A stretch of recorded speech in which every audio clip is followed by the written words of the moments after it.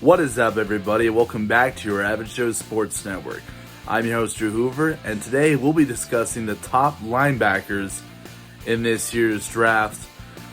This is really interesting to talk about when you talk about the evolution of the NFL, particularly when it comes to the offenses that keep adding more multi-personnel when it comes to adding more spread, offense concepts, having maybe 4 or 5 wide receivers at a time, and having those defenses be able to defend that, which means adding more corners and nickelbacks and less linebackers. But we do live in an NFL where there's a lot more versatility, which means those linebackers may be able to play a nickel, or they could still defend the run, because we still have teams like the Cleveland Browns or the Baltimore Ravens that like to run the ball on a regular basis. If you haven't subscribed to my channel yet, please click that subscribe button. And Anthony Garcia is your man. And if you have any graphic design or video production needs, his link is in the description below, opticventure.com. So let's start off with the first linebacker on my board, Devin Lloyd, linebacker from Utah. At 6'3", 237 pounds, he was the Pat Tillman Defensive Player of the Year. He was first team All Pac-12 and first team All-American. The first thing you realize is how versatile this man is. Not only is he your typical run stopper and a man that can drop back into coverage, but he can also be used in several different ways in blitz packages, whether it's blitzing up the middle or rushing off the edge. And he's also very instinctive, which means he always finds his way to the ball carrier.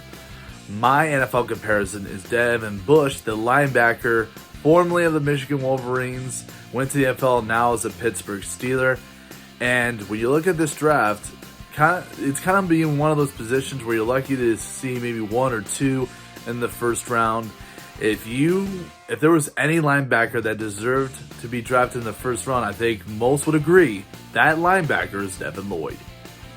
And now for the second linebacker on my board, Nikobe Dean, linebacker from Georgia. At 5'11", 229 pounds, he won the Dick Butkus Award, which is the award for the nation's top linebacker. He was first team All-SEC and first team All-American. Similar to Devin Lloyd, he can be used in blitz packages as well as being able to stop the run. But man, his ability to see the field and capitalize that, and he uses his speed and athleticism to get to where the ball is, makes him a very dangerous player. Not to mention, when you talk about a guy that was a leader of the Georgia defense, which, by the way, when you list the names of the guys who are going to the NFL draft, Jordan Davis, Devontae Wyatt, Quay Walker, Quay Walker, Channing Tindall, Lewis Sine, and he was the leader of all those men, which I think is going to be the most intriguing aspect about him. Some people will say the Jonathan Vilma comparison, but I'm going to throw Jeremiah Owusu-Koramoah in there. And the reason because of that is because we saw what happened to him last year when he dropped all the way to the second round and was drafted by the Cleveland Browns. And the biggest question mark was why. Some people say it's health issues, but I personally believe it was the fact that he was a little undersized for a linebacker compared to the competition. And when you look at Nikobe Dean at 5'11", some people have already started to assume, even though he was the top linebacker in college football last year, that he's going to slip into the second round. I wouldn't be surprised if he does, but I will put this on the record. He also deserves a first round pick, and hopefully there's a team out there that's looking for leadership at the linebacker position that will take a chance on him. And the number 3 linebacker on my board is also from Georgia, and that is Quay Walker. At 6'4", 241 pounds, he was the number 2 linebacker prospect when he came out of Crisp County High School. People noticed his ability to navigate through the traffic on the line of scrimmage, able to fight off the blocks in order to get to the ball carrier behind the line of scrimmage. And they also noticed his quick recognition and response, which makes him a very good linebacker to have on your team. My NFL comparison to him is Fred Warner, linebacker for the San Francisco 49ers. And if I may note one more thing about Quay Walker, the most important thing I think that people notice is the fact that he misses few tackles. I've actually done the research. He actually only missed 4.35% of his tackles. That's the fewest out of any linebacker prospect in this draft class. And like I said, when you talk about a guy that is 6'4", and as a linebacker, which there's not a lot of guys with his height and his length in this draft, some people already see him as a guy that might slip into the first round, may even go above his teammate Nakobe Dean. And now for the fourth linebacker on my board, Damani Clark, linebacker from LSU. At 6'2 and a half, 239 pounds. In 2021, he was first team All-SEC. And he also wore the 18 jersey, which, by the way, if you're unfamiliar with LSU tradition, it is presented to the athlete with selfless attitude, which epitomizes the LSU culture, which that's just one of the many things to love about him. When you talk about his athleticism, his agility, people love his frame, and also his ability to change direction and get after the ball carrier. My NFL comparison to him is Devondre Campbell, who the Packers picked up last year and had a heck of a season, and they just re-signed him. When I look at Damani Clark, again, kind of similar to Quay Walker, didn't miss many tackles in 2021. And also, like many LSU prospects I may add, they're always a little bit raw. They need a little teaching. But I think he's a guy that maybe on day 2 could find a place where he can hone in those skills and become one of the best linebackers possibly in the league. And now for the fifth linebacker on my board, Christian Harris, linebacker from Alabama. At 6 foot 226 pounds, man, he was a leader of that Alabama defense. He was, instinctive. He was a playmaker.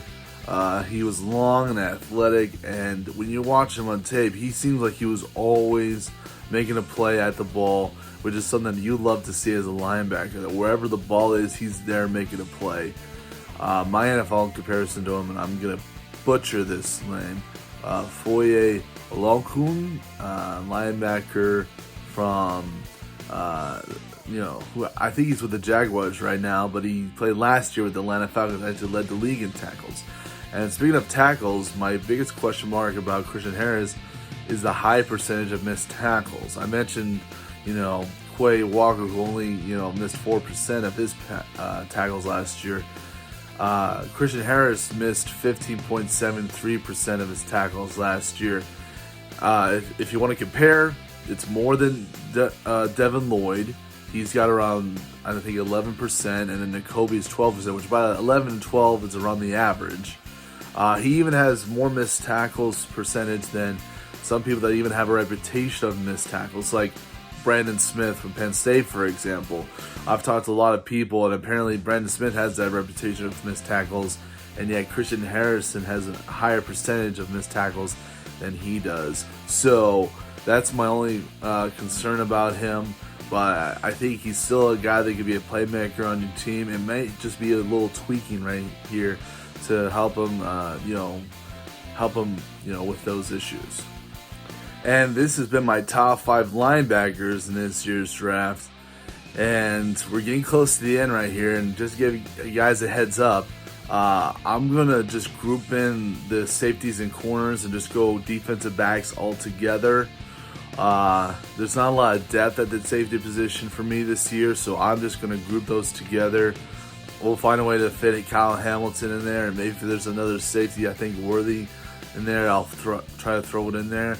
Then we're getting very close to the end, towards the NFL draft and towards the end of April, and that means we're getting close to the reveal of my 2022 NFL mock draft. And the whole thing about, like I said, going over these top 5s is so that you guys have an idea of what my thoughts are. So that way, when I go through a mock draft, it's going to go through a lot smoother. And so my goal is to try to post this a week of the NFL draft, trying to figure out the perfect day, because I don't want it to be too early, so that way you guys don't have a chance to view it before the NFL draft. That's kind of what happened to my NFL mock draft last year. But at the same time, I don't want to be too early enough where there's a lot that can happen, leading up to the NFL draft. That, like I said, that all of a sudden my mock draft becomes irrelevant.